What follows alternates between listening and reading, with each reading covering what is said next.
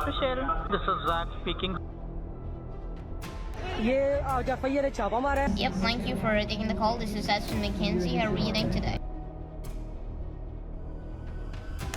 जुलाई 2025 फैसलाबाद की एक factory officially pharmaceutical company reality Pakistan की तारीख का सबसे बड़ा cyber crime hub 149 people arrested 48 Chinese nationals multi billion rupees scam. आखिर क्यों 7 करोड़ 20 लाख से ज्यादा कमाई करने वाली फैक्ट्री को सीज कर दिया गया, और अगर इतना पैसा पाकिस्तान आ रहा था तो फिर मसला क्या था। इस वीडियो में हम जानेंगे ये स्कैम कॉल सेंटर्स कैसे काम करते हैं, स्कैमर्स साइकोलॉजी की ऐसी क्या गेम खेलते हैं, पाकिस्तानी गवर्नमेंट इनके खिलाफ क्या एक्शन ले रही है, किन लोगों से ये काम करवाया जाता है, और सबसे इम्पोर्टेंट आप खुद को इससे कैसे बचा सकते हैं। पाकिस्तान में स्कैम्स का एक्चुअल नुकसान कितना है, क्या ये सिर्फ पर्सनल लेवल की बात है। Global state of scams report 2025 के मुताबिक पाकिस्तान हर साल अपना 2.5 GDP सिर्फ स्कैम्स पर लूज कर रहा है। ये अमाउंट IMF के 7 बिलियन लोन से भी ज्यादा है। मतलब जो पैसे हम बाहर से लोन लेकर लाते हैं उससे भी ज्यादा पैसे स्कैमर्स हमसे छीन लेते हैं। ये सिर्फ नंबर्स नहीं है, ये बहुत से लोगों की खून पसीने की कमाई है जो कुछ मिनट्स की कॉल में खत्म हो जाती है। लेकिन एक अहम सवाल है, ये कॉल सेंटर्स में काम करने वाले लोग कौन हैं? क्या ये सब क्रिमिनल्स हैं? सच ये है, ये सब के सब क्रिमिनल्स नहीं होते। इनमें से कुछ लोग मजबूर भी होते हैं और शायद आप और हम जैसे होते हैं।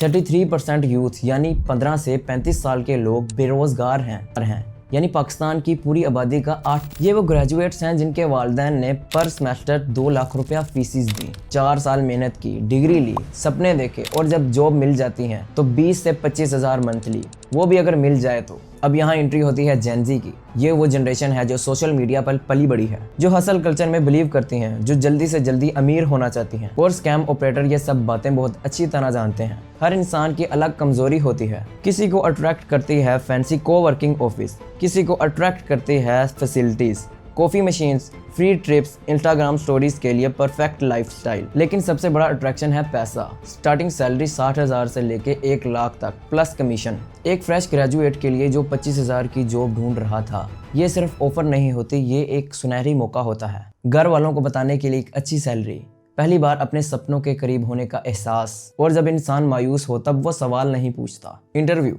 बिल्कुल प्रोफेशनल जैसे किसी सॉफ्टवेयर हाउस में होता है। ऑन बोर्ड किया जाता है, स्क्रिप्ट दे दी जाती है और एक्सेंट पर काम किया जाता है, और कुछ टेस्ट कॉल्स के बाद ग्रीन सिग्नल मिलता है और एक नए नाम के साथ, जैसा कि स्टीव, माइक या हेनरी। पहले दिनों में मुश्किल होती है लेकिन कुछ हफ्तों में सब सेट हो जाता है। पहले इंसान गिल्टी फील करता है, फिर जस्टिफिकेशन, मैं तो सिर्फ अपना काम कर रहा हूँ, फिर ये सब नॉर्मल लगता है। ये लोग विक्टिम्स होते हैं या क्रिमिनल्स होते हैं? सच ये है दोनों, क्योंकि ये खुद भी एक सिस्टम के विक्टिम हैं, अनएम्प्लॉयमेंट के, इकोनॉमिक क्राइसिस के और ब्रोकन प्रोमिसेस के। लेकिन जिस लम्हे ये किसी और की जिंदगी भर की कमाई को छीन रहे होते हैं उस लम्हे ये क्रिमिनल्स बन जाते हैं। मजबूरी क्राइम को जस्टिफाई नहीं करती। तो अगली बार जब आप कोई too good to be true offer देखें जहां हाई सैलरी हो, फैंसी ऑफिस हो और काम का डिस्क्रिप्शन वेग हो, तो रुक कर एक बार सोचें, क्योंकि वो ग्लास वॉल्स और बीन बैग्स शायद किसी के आंसुओं और तबाही की बुनियाद पर खड़े हों।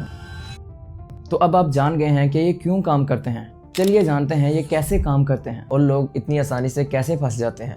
ये स्कैम कॉल्स रैंडम नहीं होती, ये एक प्रॉपर स्क्रिप्ट के साथ तैयार होती हैं, और ये इंटेलिजेंस की गेम नहीं, साइकोलॉजी की गेम है। स्कैमर्स 3 टैक्टिक्स इस्तेमाल करते हैं। पहला है अर्जेंसी, आपका अकाउंट 24 घंटे में बंद हो जाएगा। दूसरा अथॉरिटी, मैं स्टेट बैंक से बोल रहा हूँ, आवाज में कॉन्फिडेंस हो तो कोई भी यकीन कर लेगा। तीसरा है फियर, आपके नाम पर FIR दर्ज हो सकती है।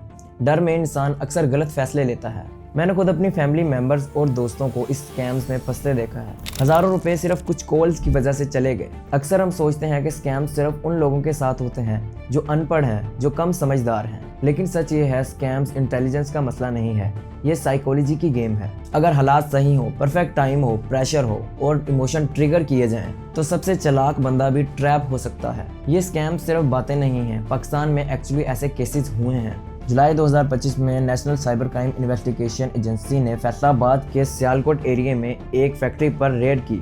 149 लोगों को अरेस्ट किया गया। 71 फॉरेन नेशनल्स थे और 48 Chinese, Nigerian, Sri Lankan, Zimbabwean, Bangladeshi, 10 से ज्यादा मुल्कों के लोग। ये पोंजी स्कीम्स और इन्वेस्टमेंट फ्रॉड में इन्वॉल्व थे। ओवरसीज पाकिस्तानीज उनका मेन टारगेट थे। इस्लामाबाद के फेज G10 में NCCI ने एक इलीगल कॉल सेंटर पर रेड की। 60 से ज्यादा लोग गिरफ्तार हुए, जिनमें 5 फॉरेन नेशनल भी शामिल थे। टेलीग्राम रिसेप्शनिस्ट जो इंफॉर्मेशन कलेक्ट करते थे फाइनेंस मैनेजर्स जो क्रिप्टो अकाउंट हैंडल करते थे और किलर्स जो कंबोडिया से विक्टिम्स के अकाउंट खाली करते थे। पाकिस्तानी गवर्नमेंट इस सब पर क्या कर रही है, कोई एक्शन है या नहीं?